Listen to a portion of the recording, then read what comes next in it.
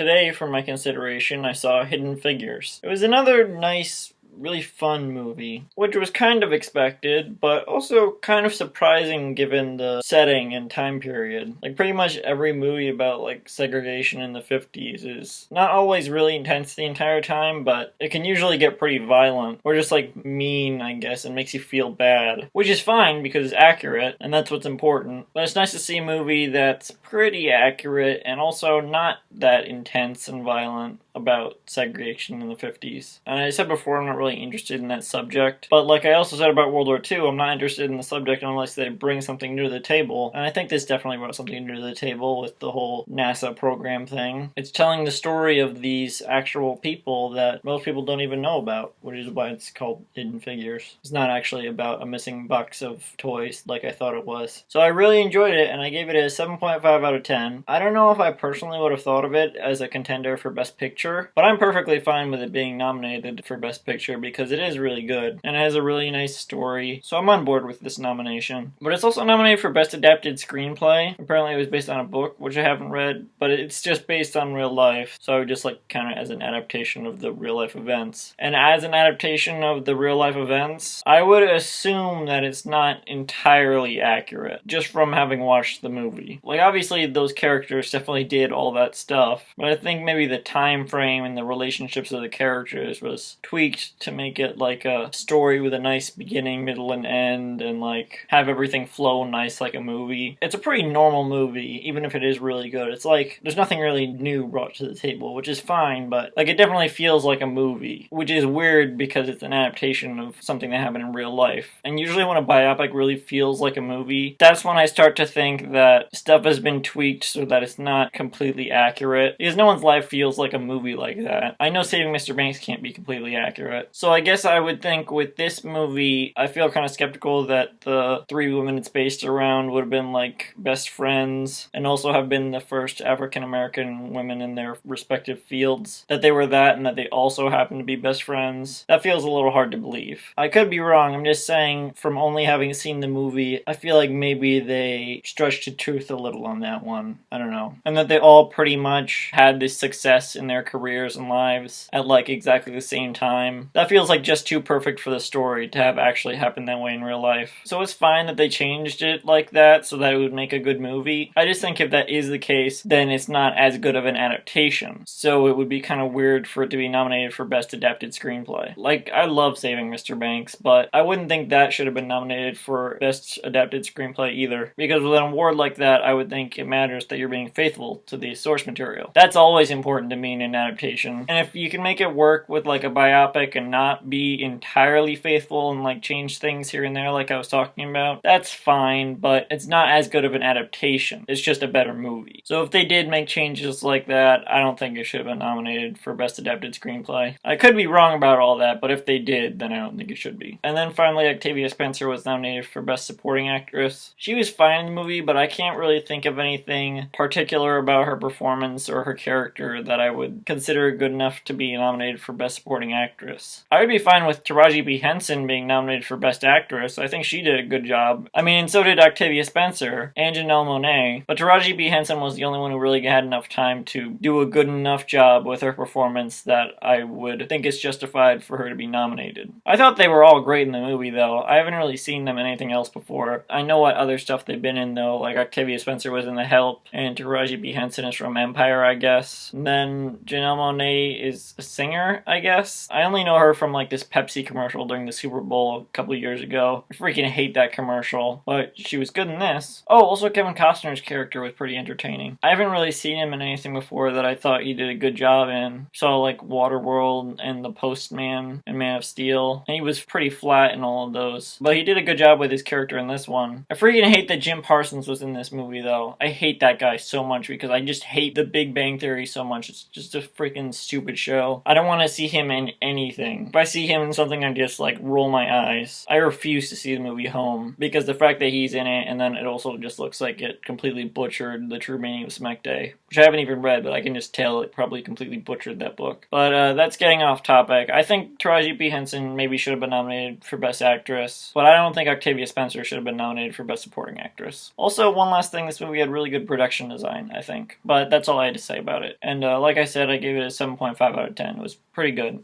Really fun, entertaining movie. And it's good that this story has gotten out there now. Now people know about these important people in history. It's too bad we're only finding out about it from a movie like 60 years or so after the fact. But hey, better late than never, I guess.